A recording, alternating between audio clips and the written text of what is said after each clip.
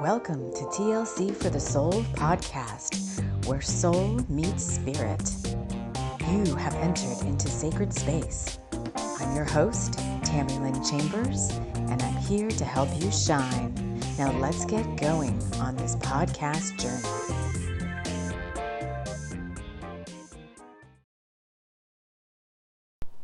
Hello, friends. Hello, and welcome to Bringers of the Light Sunday. This is September 8th, 2024, and here we are with another magical, mystical messages to help you with your week ahead. Before I go any further, I want to wrap us all in love light and light love, inviting in the guides who overlight TLC for the soul, Archangel Michael, Archangel Metatron, the Pleiadians, all of my TLC for the soul guides who would like to join us in this now. If you're new here, welcome, settle in, see if you vibe with our tribe. If you're returning, as always, all my OG TLC for the soul, family, and friends, thank you so much for continuing to be part of this magical, mystical space where we play on the liminal spaces in the astrals.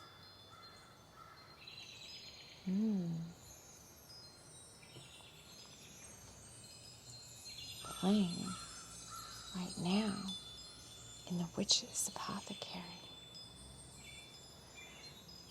So I want to just touch on the week ahead. So I think what we'll do today is we're going to just take a look. There's a lot of beneficial aspects this week in the astrology, the energies around us, and I think you're going to feel as we come into the week, or whenever you find this, because I always say use the show, because among other things, we've got the show, I'm an author, I'm an artist, I'm a master healer, but use the show or use TLC for the soul as like an oracle.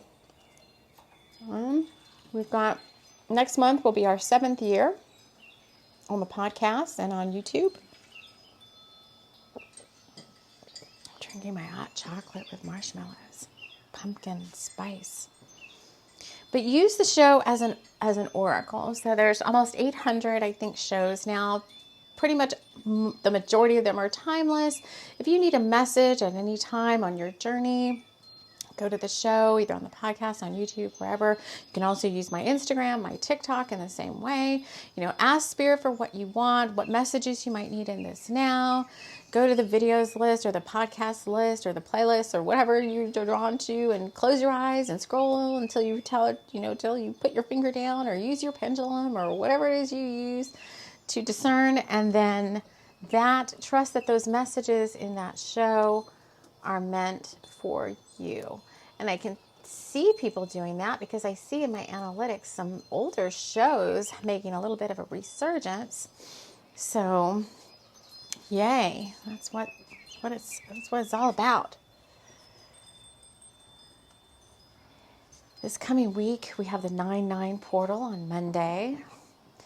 All about what's 9s, all about completion. We have Mercury, finally, this Mercury retrograde ending its post-retrograde shadow on the 11th, which is also a big freedom code number and a big Archangel Michael number for me. That's on Wednesday, which is also the first quarter moon. And then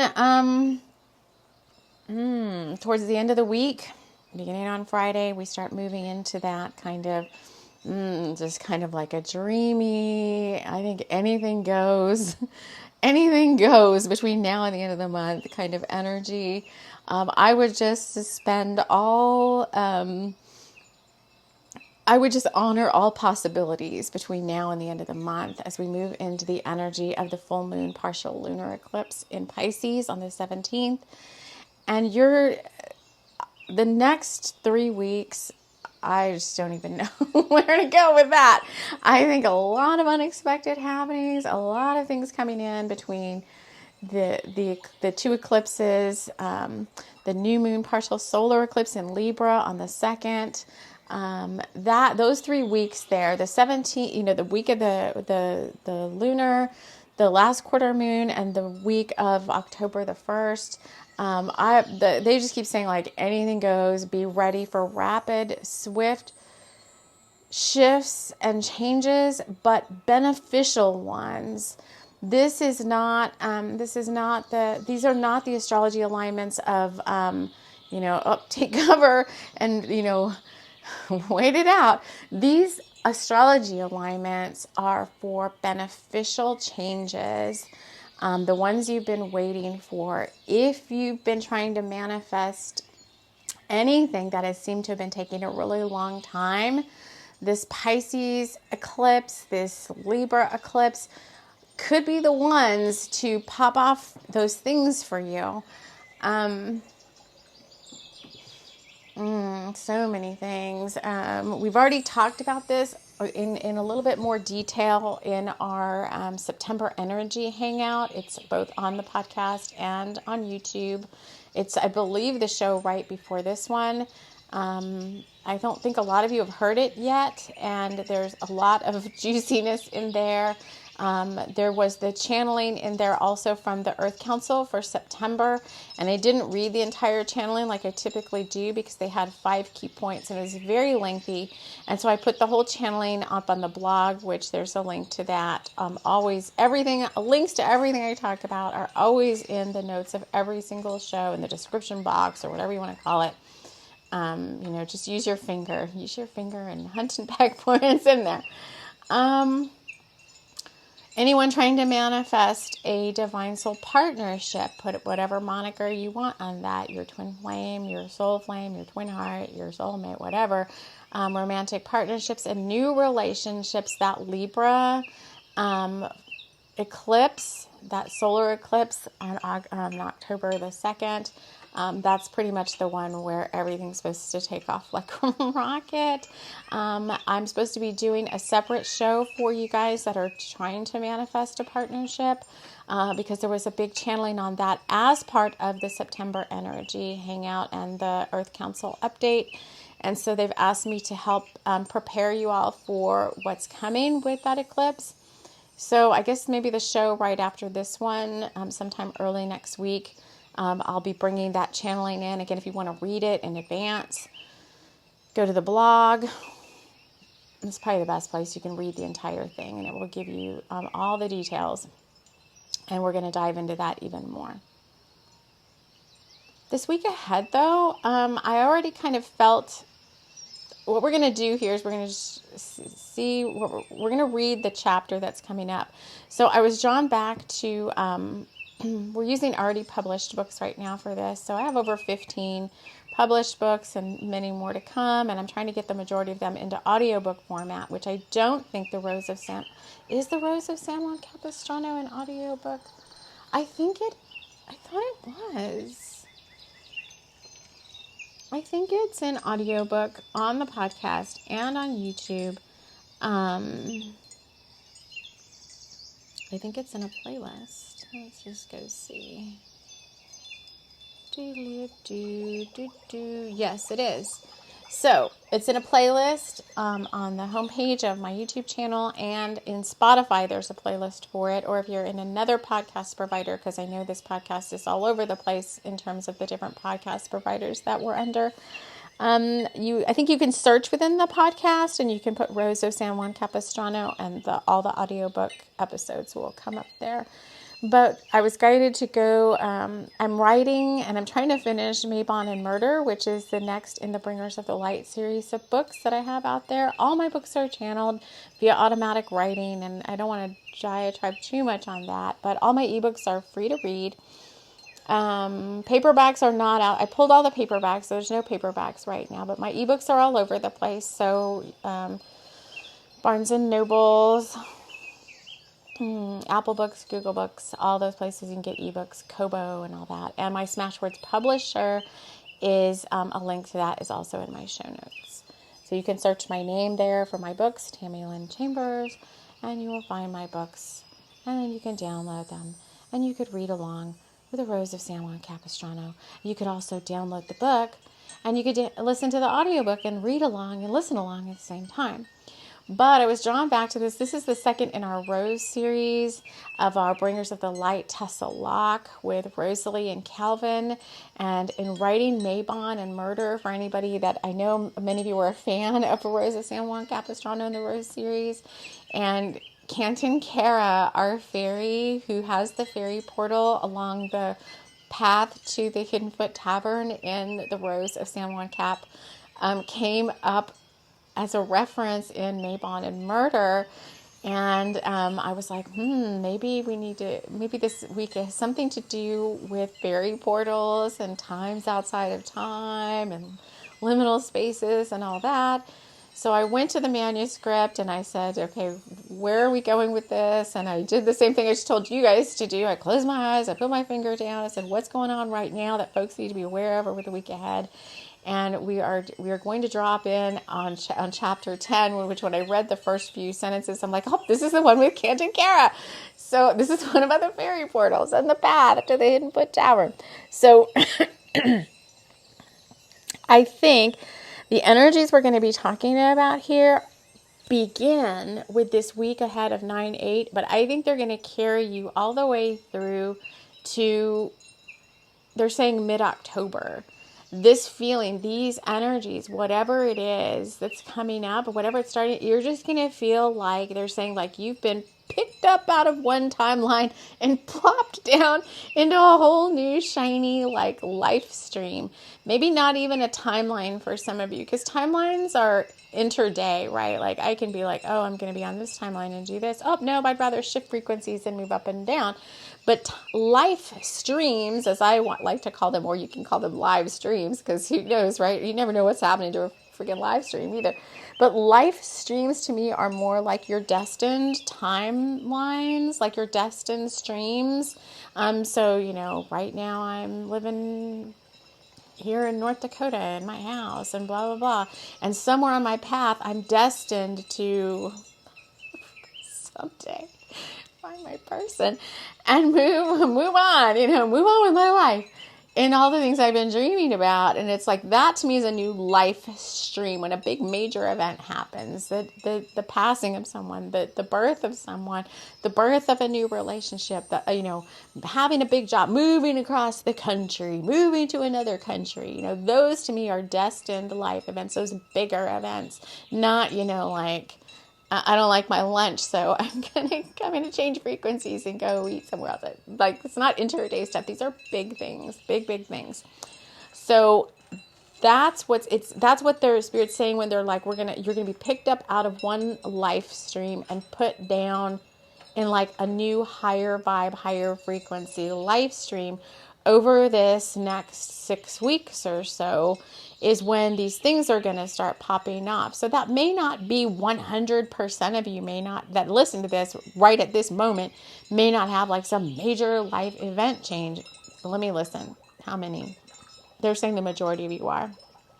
So they're saying the majority of you are going to have, that are listening to this, no matter when you find it, at the time you listen to it, within the next 6 weeks, are going to have some major life stream destiny override kind of thing. So destiny is going to come in, override what's going on in your life right now to help bring you what you've been asking for as rewards for all the hard work you've done. Whether you've been doing hard work on yourself for, 9 months, 2024, or like some of us, years and years and years and years and years that it's taking to finally align to these things and divine, they always say divine timings now, but there's this potent bunch of astrology happening in the celestials right now that would be the perfect moniker for divine timing, because all of these beneficial alignments and eclipses are all happening within, a very, very, very close to each other.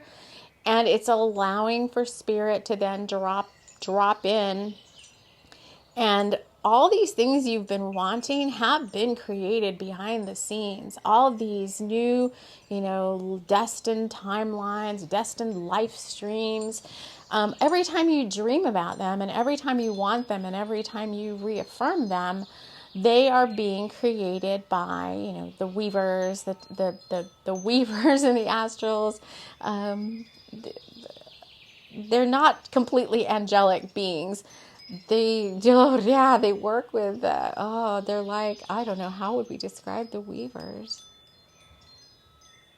They're like, it's kind of like a race. Time benders. That they're comprised of many different other races, but their purpose is to weave these timelines and these life streams together for what you want. I think it's very complicated, and it would look like what is that, like spirograph or whatever? What was that game? It wasn't even a game. It was that little thing. I'm gonna date myself. It was those circles, those plastic circles, and you would get like a piece of paper and you would get like your pen, different colored pens, and there was different shapes, and was it spirograph? Listen to the music. It was like, and it would create all these very, very intricate lines and stuff. I think it's called spirograph. So they're saying it was like that, like you couldn't even, begin to understand how it all works, like wrap your head around it. So,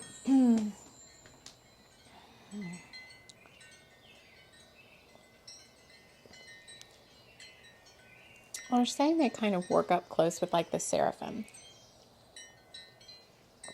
but they're not completely angelic. I'm like, okay, cool. We can hang with them maybe another time. For those of you that like advanced spirituality teachings, we could go hang out with these weavers and see what they want to say. But for now, we need magic. We need mysticism. We have been having it. I don't know. I looked back over 2024 and I'm like, all of 2024 has been a hard climb. I just when I thought it was going to be over, like it was like, here came another wave of like hard climb. Just when I thought it was going to be over, here comes another wave of hard climb. And it's like, oh my God, we need this. Everybody needs this right now, no matter when you come to this. So let me, let's drop into chapter, I know I put it already here somewhere. All right, so we're dropping into the Rose of San Juan Capistrano. Let me just see one thing here. This is our Rose of Inner Power, the Rose of San Juan Cap. I want to see if I can find, I may not be able to find it. The cat on this. This ambience that I'm listening to, the cat sounds so cute. We've had so many cute little spirit animals here at Mystic Gables at my house, and it's very nice and quiet today. All day yesterday was this, all day, most after day Friday, and all day yesterday from like 7 in the morning till like 9 at night was that demolition. It's not even a demolition derby, some derby car thing. I don't know. It was across the way from my house, and all day it was like loud cars, crumpled up looking cars. I don't know what they do. I guess they drive into each other or whatever. I'm really not sure. I could see the grandstands, but I couldn't see what was happening. And I was like, oh, it was so loud. I had my windows open and my son's like, Mom, our house is starting to smell like exhaust smoke towards the end of the day. Oh my God, it was really coming from over there because the wind was blowing from that direction. So I had to close all the windows. But at the same time, I told you that if you listen to the September energy hangout, I told you, I'm like, there's a lot of like fire energy around. And so at the same time that was going on, I had this power. Like I needed to wash and detail my car because I do have a pretty good car wash down the street, but it doesn't nobody does the inside, unless I take it to the big town and pay a lot of money. And I'm like, and even the car wash thing doesn't completely wash the car very well. So it took me 3 hours, and I washed all the outside. I had my step ladder. I was up on the roof and the brush. I was like getting a scrub sponge and scrubbing all the bug splats off the front of the car. And I was detailing the whole inside and the wheels and the tires, all of that. I don't know why this is important. Maybe there's something coming up with that. Otherwise, maybe I'm just diatribing. Rose of San Juan Capistrano. This is the third of my Spirit Guides of Tessa Lot collection. Calvin and Rosalie, Greer, the house elf, Molly McBottoms, the little garden fae, and Catamancy, the cat wizard, are drawn into another adventure. The town of Whistling Gulch is being overrun with the dark creatures whose orders are to take over the town and everyone in it. Can our bringers of the light friends and the Rose of San Juan Capistrano, a rose of inner power, save the day? Follow their adventures and get ready to receive a blessing on your own inner power and strength through the magic of this prose. So I will say, when I write my books, I'm not just channeling fun books and magical, mystical prose. I'm bringing in the intention. So it's like book Reiki. I'm bringing the attention for you to have healing, to have motivation, to have upliftment, to find passion and whatever healing you might need and read through the pages of all the books that I write, whether they be fiction, and I have a nonfiction book out there as well, Eat Like a Lemurian.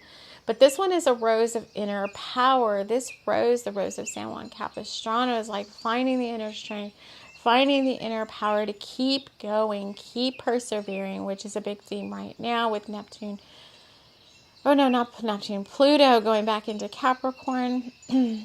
This persevering energy, this solar plexus, power ball in the solar plexus. Just keep going, keep fighting for what you want. And so we are going to drop in then, now that I kind of read what that's about, into chapter 10, which we just read the chapter. You can choose to see it's just a fun chapter, fun reading, but we also then at the end test out any metaphors within the chapter and use it like an oracle reading to talk about the energies of the week ahead or whenever you might find this. So settle back, settle in. This is chapter 10, which I intuitively found with my finger, called Time and Other Dimensions. Calvin checked his watch. Nope. They'd only been walking for a few minutes according to the timepiece, but it felt much longer. Any sign of it up ahead? Rosalie asked, wanting to eat her cherry tart if they didn't get there soon. I don't see anything, he said, perplexed. Had they deviated from the straight path somehow? That seemed impossible. There hadn't been any crossroads or changes in the terrain. Maybe he'd missed it. Could we have taken a wrong turn, he said, starting to walk faster. And then Rosalie recalled the bellhop's weird demeanor about the trail. Remember how the bellhop acted about this walk, she said, trying to recall exactly what he'd said about it. Yeah, like there was some story or happening he wasn't supposed to be talking about. His senses sharpened. I think we've walked through some portal, into another dimension somehow. Calvin started looking more closely at the surroundings. But how? Rosalie said, wanting to sit down on a fallen log that was nearby.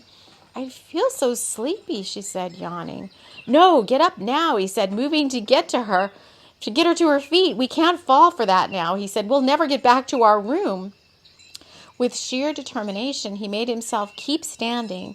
He had Rosalie around the waist and was almost dragging her forward. Keep moving, one foot in front of the other, darling, he said, fighting the urge to sit down for a moment. We're almost out of it now. He kept slowly walking, pulling Rosalie along. And then a slight shift in the air, the breezy, happy feeling returning. We're almost past it now. Keep moving, he said. And then they were free of it. The old fairy goddess, Cantankara, looked upset. She had wanted this couple so much. Oh, the things she could have done with them if they had only sat down for a moment longer. Calvin and Rosalie shook the fairy dust from their minds and off their clothes. And just up ahead they spotted it. The sharp roof lines and rustic-looking cabin had smoke billowing out of its chimneys. Deep green moss covered the outer walls. The couple ran and stumbled their way off the trail and up the gravel path. The Hidden Foot Tavern emitted a welcoming feeling, and a smell of toasted grilled cheese wafted from the beckoning front door. "We made it," Calvin said with relief as he checked his watch again. The whole trip had only taken 7 minutes, but somehow in that time they had almost fallen prey to a fairy portal, lost their way, and possibly never returned home again. They both thanked the protection of their guides and slipped inside the Hidden Foot Tavern, excited for lunch and a chance to deconstruct the last few moments. I think that is how these weeks ahead. So Spirit said starting this coming week for the next 6 weeks, I think that's how it's going to feel. It's going to feel like you've stepped off the path somehow, not off your path, but you've stepped kind of out of the 3D reality and you're in some sort of like magical, mystical, like birthing tunnel. Birthing tunnel. You know, like the light. I like how they're in terms of like divine couples, you know, they're helping each other. He's like, "You're almost there. You know, you can make it." And he's trying to pull her along. And yeah, like put one foot in front of the other. Keep going. So anyone that's working with divine partnerships, or trying to manifest a divine partnership, I think that's another good metaphor too. Is like, I think you've been working together in the 5D for quite some time, and I think that's your partnership in the 5D. You know, like, or your future yous. You know, your future you and your future partner's you, like saying, "Come on, you can make it. Just keep putting one foot in front of the other. You're almost there." I do feel like it's this point in time where it could be like we had one of those a few weeks back. We talked about it in Bringers of Light Sunday with the reaffirmation of vows and intentions and manifestation goals. With that, you know, like, do you still want this? Okay. And then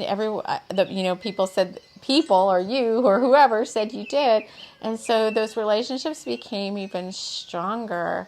And I think they're helping each other now. The future you is helping you keep going through these moments to these goals that you want.